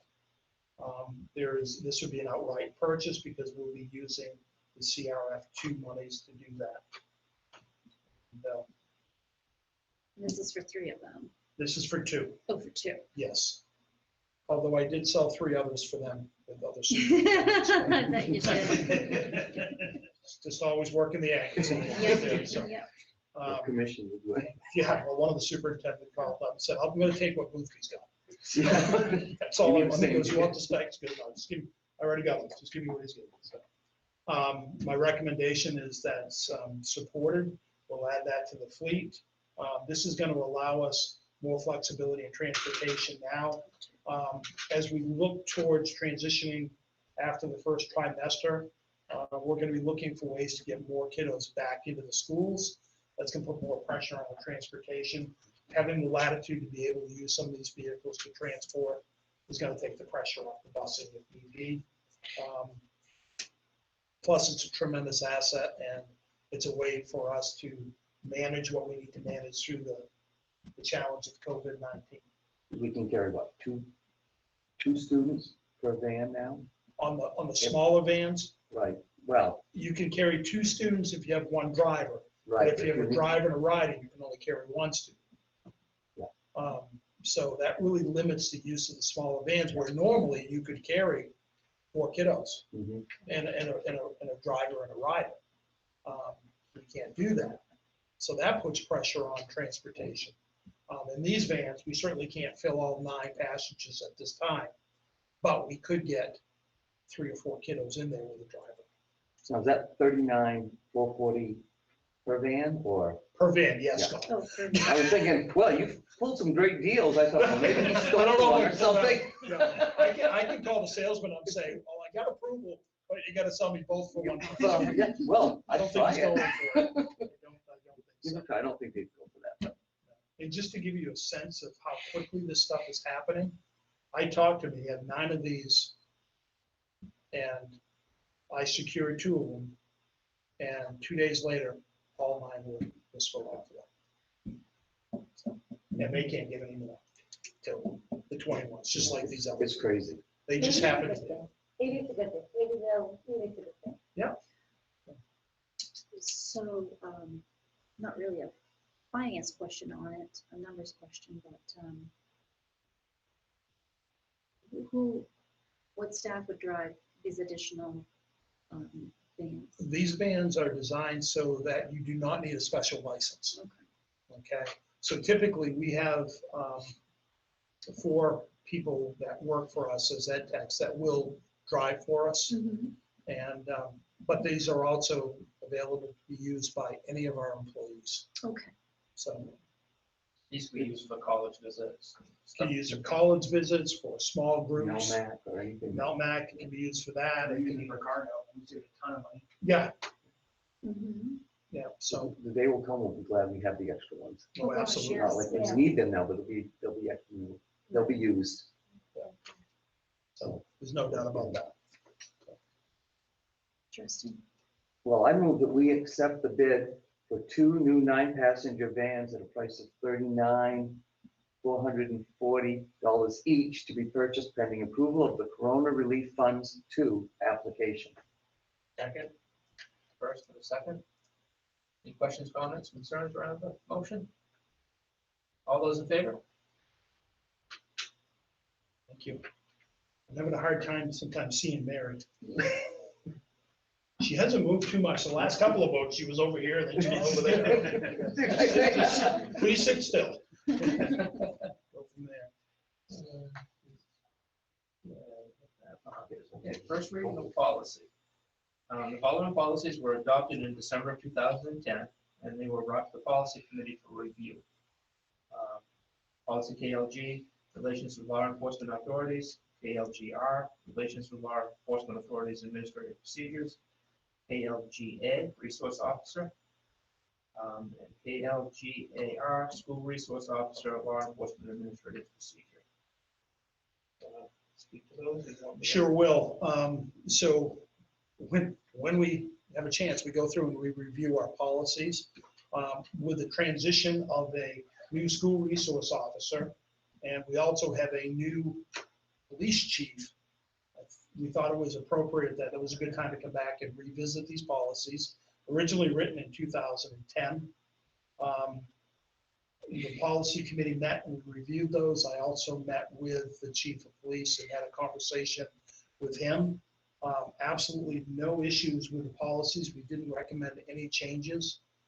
But what did come out of the conversations, especially with Chief Winchester, was that the relationship that we experience with both law enforcement and our fire departments is very positive, very healthy. They just want to make sure that those relationships are maintained. And I assured them that was the intent. We want to keep building on those relationships and maintaining that. But these policies are critical because it gives us a fallback position on this is how this is the rules for engagement. This is how we're going to play. And what these rules do is they protect the civil rights of students. They protect the culture of the school as a safe environment. But they're not limited to that if exigent circumstances required that the police could not have access to a kid if that was absolutely what it needed to be. But it does allow us to call and communicate with parents before that happens. So it's worked for 10 years. It's worked very well for 10 years. We've had not any issues with it. And So the recommendation of the policy committee was they reviewed it, they were comfortable with it, no changes going forward. So we need a motion. Yeah, we do a motion, it will go down on the policy as being reviewed, officially reviewed as of this date. Well, I make a motion that we accept the first reading of the policies listed, KLG, KLGR, KLGA, and KLGAR. Second, first and second, is there any further comments, concerns around the policies? All those in favor? All those opposed? Thank you. Thank you very much. So you ready for the next move? I think so. Okay. Do we want to take up calendar before we? No, we'll come back. We'll come back? Yeah. Come back. We'll be coming back. So at this point, we need to take a time to go into executive session. It's required annually, as I need to present the updated crisis management plan to the school board for their consideration.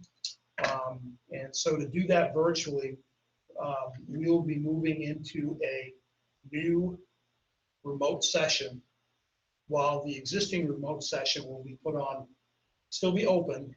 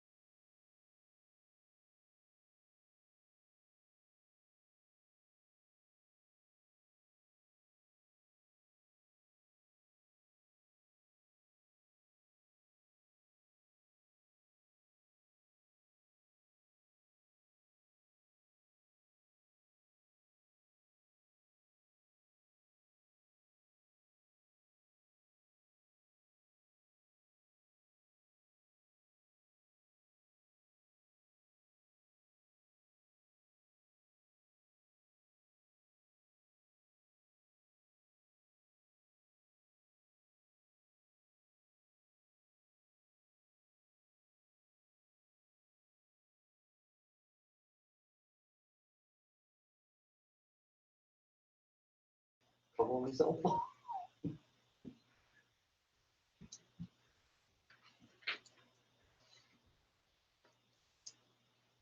See what you mean by the technological issues, Josh. Yeah.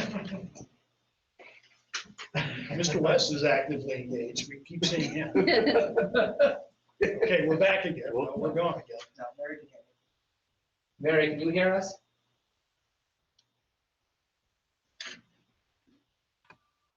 Yes.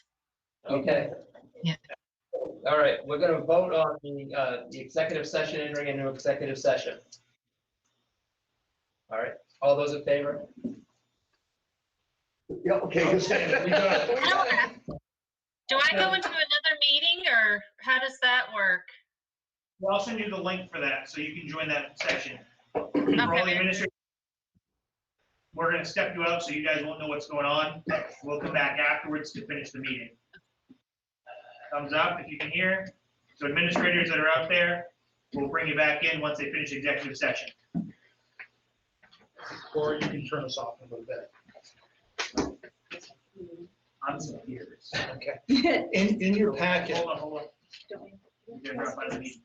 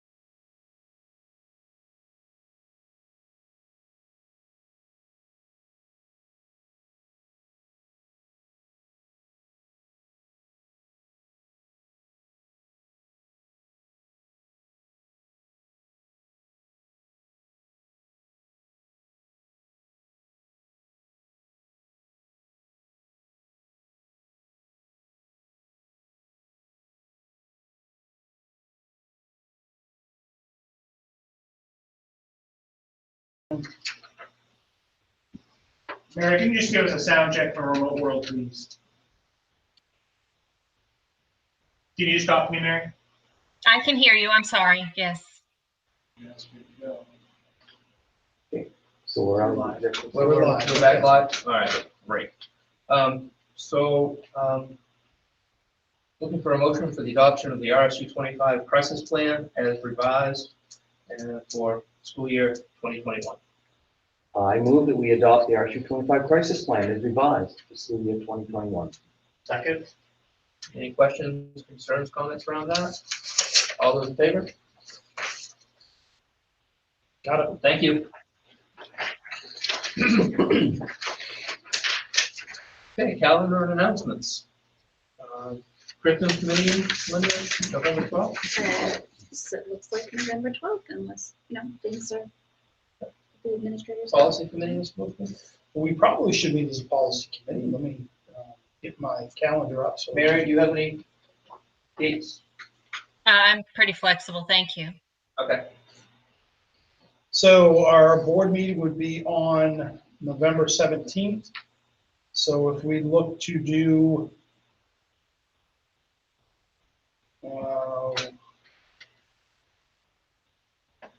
how about the 9th, the Monday? This works for me. Okay. Policy committee, November 9th.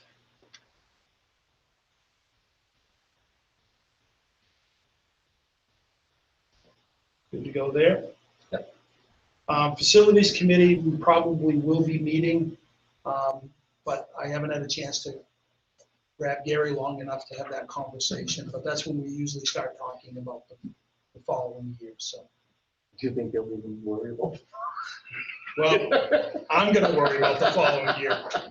He may not, but so why don't we throw out, I gotta get to my month view. We usually meet the Thursday before, which would be the 12th. And that will be 11, 12, and we usually meet at 4 o'clock. 4 o'clock. Is that still a good time, Peter, for you? Fine. Okay, all right. Make it work. All right, thank you. We'll go from there. We should have a newly elected board member from Bucksport next month. Because of the vacancy of Gen C, the election happens in November. Typically, they would take their seat in January. I've asked Ms. Lassard if she was comfortable with that person, if they were able to, would step in so we can have a full 8-member board. And so hopefully that'll work. And Mr. Foster can have that conversation with committee assignments, with having Heather as a new member and having a newly elected member figuring out committee assignments. So they can enjoy the pleasures of committee work. Yes. We want them involved. Yeah, I think, yeah, obviously, yeah. And the meetings are open to the public, so and any school board member can attend any committee meeting they would like to. Okay. So, Encouraged to. Okay. Okay. we set a time for the policy committee. I have it down at 6 o'clock. Do we do 6 o'clock? 6 o'clock is fine with me. 5:30 is A little tight. just a little tight. All right, so we'll stay with 6 o'clock. Yep. 6 o'clock, okay, Mary? Yes, thank you. All right, we'll have to hurry though, because Mr. Burns will be asleep by 7:30. Mm. That's generous. Okay, so moving right along. Yes, if there's nothing on the calendars and announcements to be made, look for a Any other motion to adjourn. information? I move that we adjourn. Second, first and a second, all those in favor? 8:22, got them all. Thank you, everybody. Thank you very much, everybody, and Heather, congratulations. You